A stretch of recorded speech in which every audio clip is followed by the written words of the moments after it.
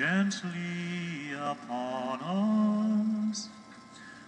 Let their touch render your peace.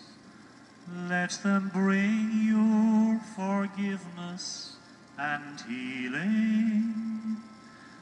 Lay your hands, Jesus, lay your hands. You were sent to heal the broken-hearted. You were sent to give sight to the blind.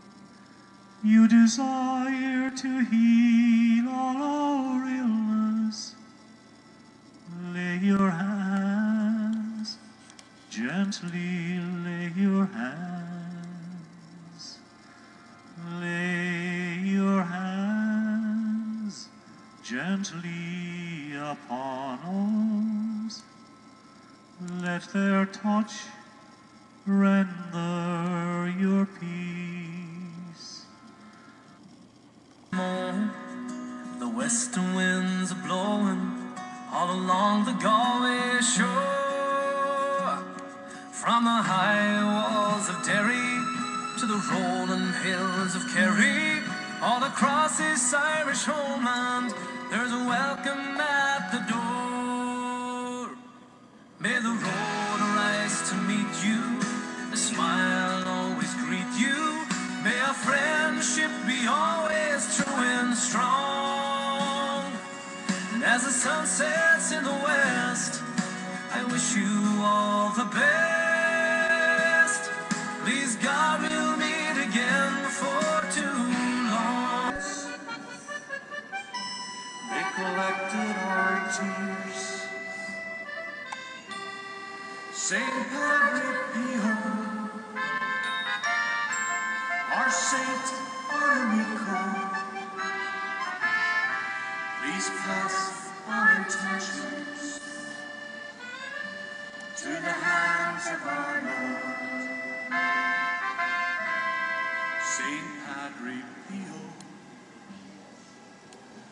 like St. Francis had done, he suffered the 5 wounds of God's only Son. His devotion to Mary, with his rosaries each day, to the sweetheart of Jesus, he always would pray. St. Padre Pio, our saint, our amico, we've sent you our angels.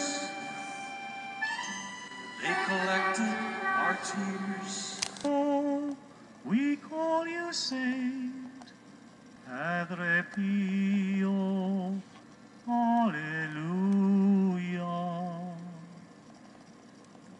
The 5th sorrowful mystery, the crucifixion.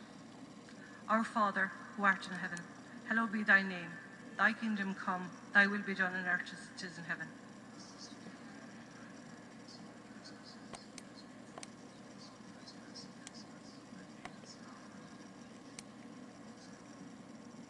Hail Mary, full of grace, the Lord is with thee.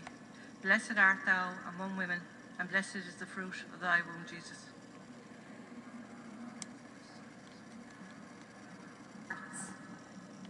Into the pain, the worry and sickness of our inner spirit, into our depression and our physical ailments.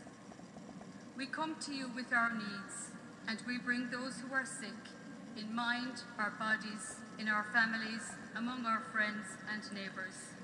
So let's just quietly reflect on our own intentions. What is your story? What is your intention? What do you really want Padre Pio to intercede for you about? It's your story that makes it so special. Tell the story very briefly of Padre Pio. And Padre Pio, he was born Francesco Forgione on the 25th of May 1887. And he was born in an era where child mortality was high, where education was only for the elite, and where poverty was widespread. But Francesco Forgione never lacked a loving family. His mother was a lady of great devotion, great faith, and his father was a very hard-working, very jovial character. So he really, he inherited the traits of both his parents. And in his early years in Pietrelcina, he experienced visions of Jesus and Our Lady. And they were visions that he never actually shared with others, because he believed, I suppose, in his naivety, that this was a natural thing. And so he never shared anything of these visions that he was experiencing. From a young age then, he decided to consecrate himself to the Lord. And although he liked, like any other child, to play amongst his peers, often his peers started to use perhaps bad language, he would run in the opposite direction. And really, he much preferred to spend time, even as a young child, in prayer in the parish church of Sant'Anna. And it was in that particular church that he had, at the age of 5, a vision of the Sacred Heart.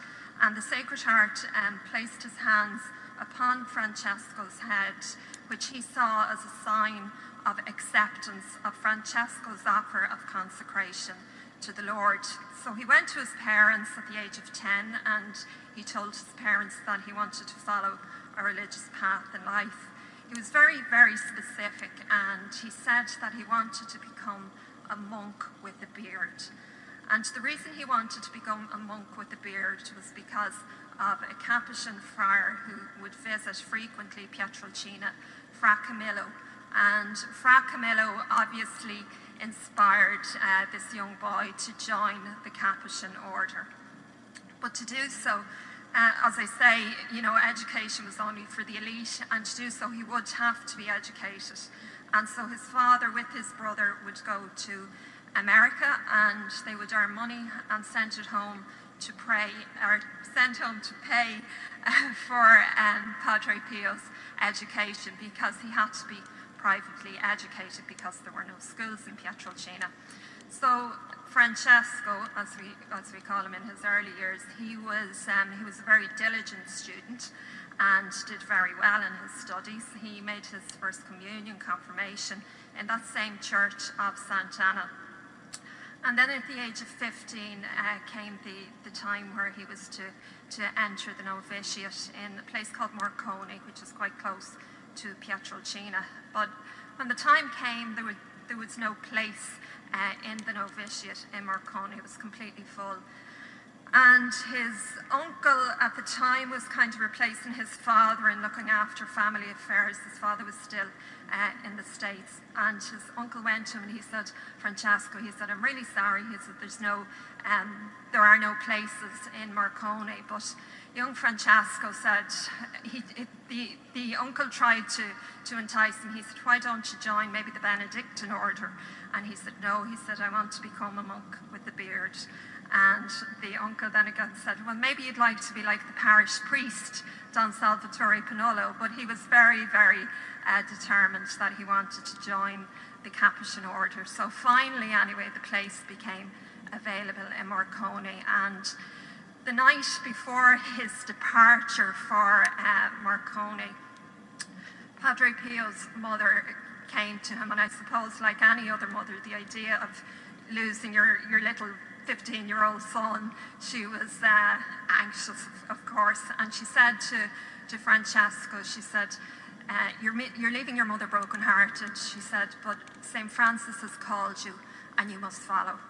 And so on the 6th of January 1903, Padre Pio Francesco Forgione, he arrived at the novitiate in Morcone, accompanied by his teacher, Angelo Cacavo, and when he knocked on the door of the novitiate, who answered the door? Only Fra Camillo.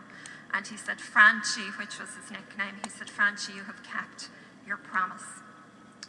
The friary at Morcone had a reputation for being very austere, keeping regular hours of penance and prayer, but Francesco embraced very much this way of life. And on this 22nd of January 1903, he took the Capuchin habit and the name Brother Pio. And it's important to point out, actually, at this point, that these lovely visions he was having in Pietrelcina of Jesus and Mary were actually replaced just shortly after his entry into Morcone, were replaced by diabolic visions.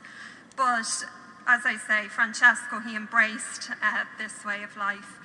He on January 1904, 22 January 1904, he professed his solemn vows and then his perpetual vows on the 27th of January 1907. From an early age, Francesco, he experienced poor health. He had intestinal problems, respiratory problems, and he also ran very high temperatures quite often. And throughout his years of study, he would often have to be brought back to Pietrelcina, not a place where he was cured, but it was a place where he gained a lot of relief. And the provincial of the time, who was the spiritual director, Father Benedetto, at this point, Father Benedetto began to suspect that there was something strange happening, that perhaps the illness was of diabolic origins. And so he granted Padre Pio the permission to remain in Pietrelcina whilst